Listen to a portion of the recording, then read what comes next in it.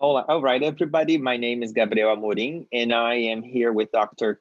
Ricky Lam from Hong Kong Baptist University. Is that correct? Right? Yes. And we are sponsored today by Tom Shandor from the American Language Institute in Italy. Thank you, Tom, for that, for sponsoring us. So I'm going to be talking today with Dr. Ricky Lam. He has a vast experience with teaching assessment and in teaching programs in Hong Kong. And I will start with my thank you first for being with us today. And with the question that I ask everybody, how did you become interested in language assessment? Well, thanks for the question. My interest in assessment dates back to the moment when I studied for my master's degree. In the program, we needed to conduct a mini research project. At that time, around the year 2004, I read about an article, a short article about writing portfolio assessment. Then I believed I could try out the approach in my grade 10 class. Since my former students were quite weak at writing, I could adopt this instruction approach to help them improve their composition skill. Other than that, I was also enlightened by a course I took in the master program, which was about the global trend in language assessment. The instructor was Professor Lisham Lyons, which is a leading expert in language assessment. The course made me think about how we can use assessment to improve our teaching as well as student learning. Mm-hmm. And from that, you took off and started teaching assessment and the teaching programs in Hong Kong. I'd like for you to tell us a little bit about that experience that you have accumulated over the years teaching in teaching programs in Hong Kong. Frankly speaking, I'm not quite satisfied with my experience with assessment in Hong Kong teaching programs, because the product-oriented approach to assessment seems to be along. In fact, second and foreign language pedagogies have advanced so much and so fast in the past 20 years. I have witnessed the upward trend first as a frontline teacher when I work in school, and now as a teacher trainer when I work in university. To be fair to some very creative colleagues, they have already tried out various forms of alternative assessment to a certain degree, like 7P assessment, portfolio assessment as a regular classroom assessment practices. Yet when it comes to formal summative assessment, students are still stick to the paper and pencil tests and perform them under a tight time condition, which I don't like personally. For colleagues, teaching to the test by way of giving additional after-school classes is nothing new.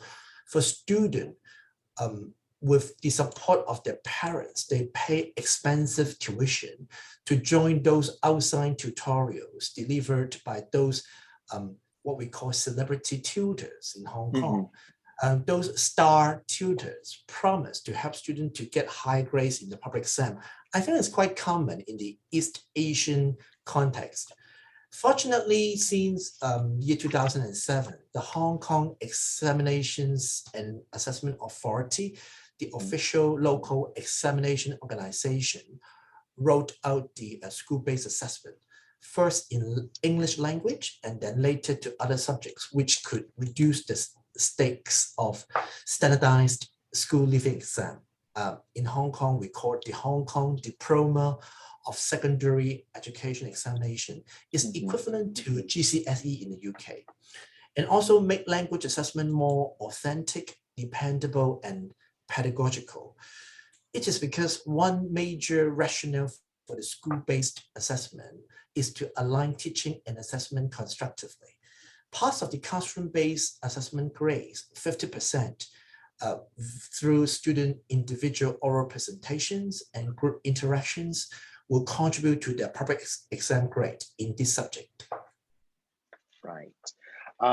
I you started by mentioning that you're not really satisfied with your Yeah. experience, and I was think before I went online to talk with you, I was thinking about this product oriented approach as I was preparing my classes too, and I know you have a research and experience and an interest with digital writing portfolios, and you just mentioned it too. Um, can you talk a little bit on about how you think technology can benefit learning and assessment, assessment as learning? Yes, thank you for asking this question. Now, personally, at the personal level, I'm not a big fan of technology, but now Okay, you cannot live without technology. Okay, so no, I'm just catching with the trend. But with that being said, we have to admit that students of this generation, they love technology. mhm, So whenever I conduct lesson observation for both teaching practicums and teaching my research projects, I noticed that students become highly motivated and eager to participate in different technology-assisted or game-based learning tools such as Kahoot, Mentimeter, Nearport, mhm. and other equivalent apps. So whenever the teachers use these apps, they are fascinated. They become so highly motivated. Professionally, being an assessment scholar, I firmly believe that technology can benefit student language learning in one way or another. For instance, research has already told us that e-learning can enhance student motivation, Right. self-efficacy, writing performances, peer learning, and critical thinking skills, etc. More importantly, with a well-designed curriculum, colleagues could promote student self-reflective abilities in specific learning-centered tasks or e-portfolio programs so the students have affordances to collect, select, manage, and reflect upon their multimodal artifacts on a designated e-portfolio platform. I personally buy self-reflective abilities because students lack this skill since day one. So some students that I have taught, when I ask them to do self-assessment tasks, okay, it seems that they're at a loss. They do not do it well because they don't have training when they were young in elementary school or Hmm. high school. So I think this skill is important. Through technology, we can help them to acquire the skill. Similarly, learning how to assess oneself is one of the 21st century study skills with which each student should equip. As students are now closely situated in the learning how to learn culture as promoted by the Ministry of Education over the past 2 decades in a lot Hmm. of places. Hong Kong is no exception. As pointed out by some scholars, assessment and learning are inseparable. In fact, assessment remains an integral part of learning, such as self and peer assessments. This is my Right. belief here as well. Right. Great. I like it very much. And what you said in the end about learning to learn is something that we have been thinking about here in my university, because I think the pandemic shook everybody, and technology was right in the middle, and we teachers realized that we need to equip our students with skills on learning how to learn. um, they can handle the technology, but there is still something missing there, and this actually has to do with my next question, which is about the pandemic. How do you think the pandemic affected uh, teaching assessment practices uh, in your context there? Yes, very obviously, the COVID-19 pandemic has a huge impact on almost all walks of life. Since March 2020, remote teaching has become part of our professional lives. Although some study indicated that teachers were not ready to conduct virtual teaching at the outset of the pandemic, but it's almost 2 years ago, and they needed to keep up now since remote teaching is likely to become a normalcy. I think even after the pandemic is over, we still have to stick to part of the remote teaching. And first, remote teaching is accessible and time-saving in terms of reducing time for commute. Second, I think it provides a reliable backup in case there's any emergency. For instance, natural disasters, warfare, public health crisis, and any unpredictable mishaps that get in the way of face-to-face instruction.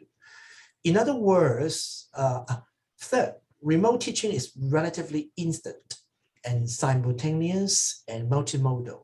So in other words, teachers can add in lots of high-tech and fun elements in their online lesson at their fingertips. For instance, this morning I used chat rooms, polls, forums, some video clips. This morning I didn't use Google Docs, wikis, but at times when I ask students to do some group work, when they report back during the remote class, I ask them to use Google Docs to compile their discussion. And other than verbal presentation, I ask them to show their, document. No matter, I ask them not to care about the grammar, book and sentences, but trying to present in a more interactive way, during our virtual classes. But undoubtedly, remote teaching has its dark sides as well, namely less direct interaction. Still, I think it's like something missing, as you said, right.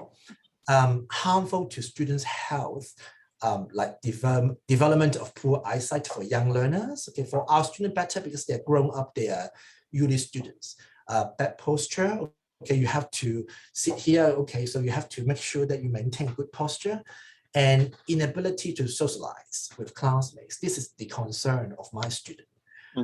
Regarding assessment practices, I think e-assessment remains uncharted territory during the pandemic. Remote teaching, I think by now, after 2 years of practice, exposure, we have some experience. But e-assessment, I think, remains novel to some teachers.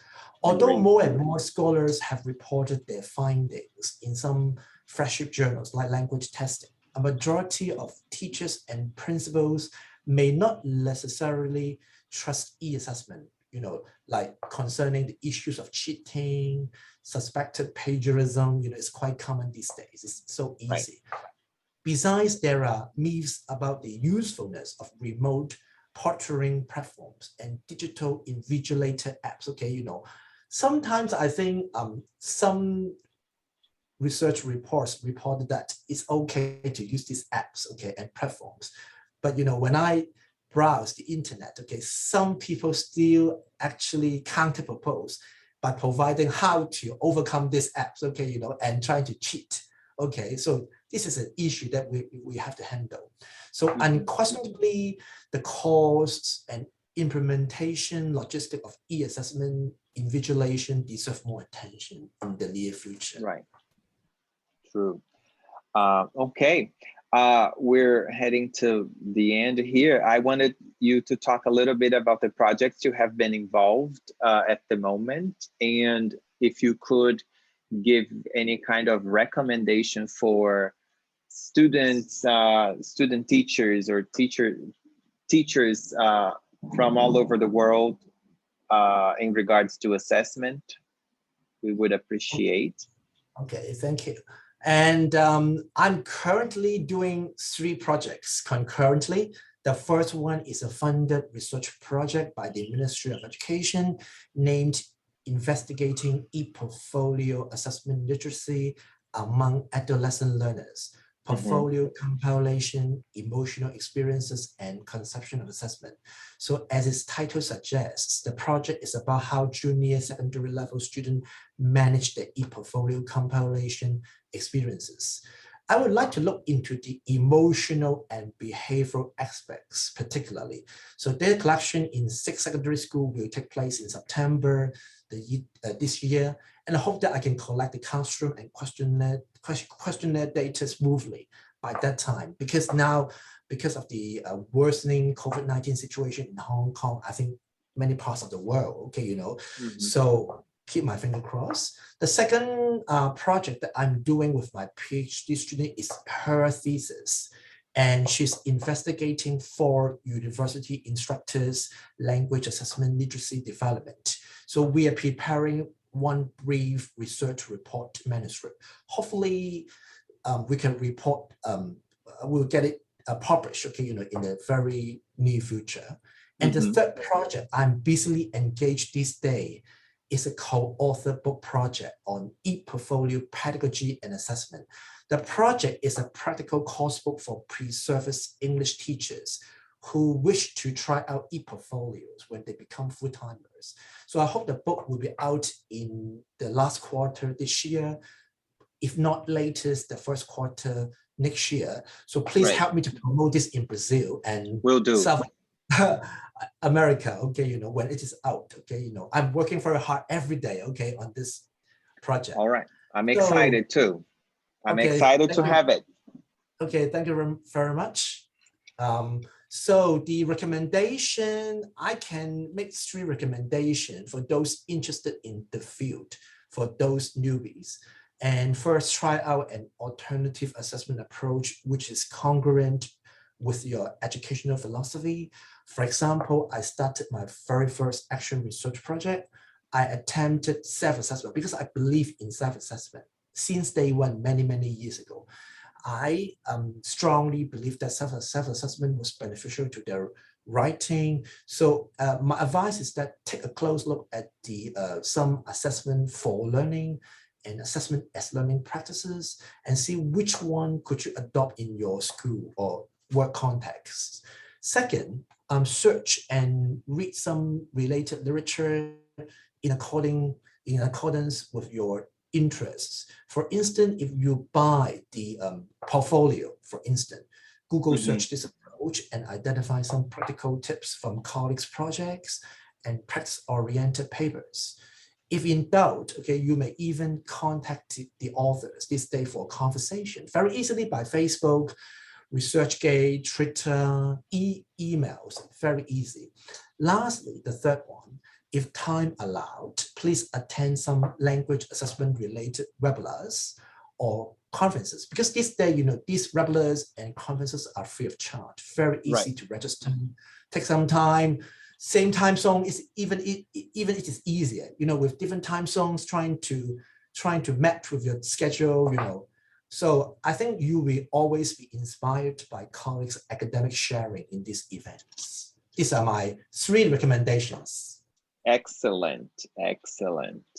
Well, thank you very much. I think this was excellent, lots of good content, and hope to see that book out soon.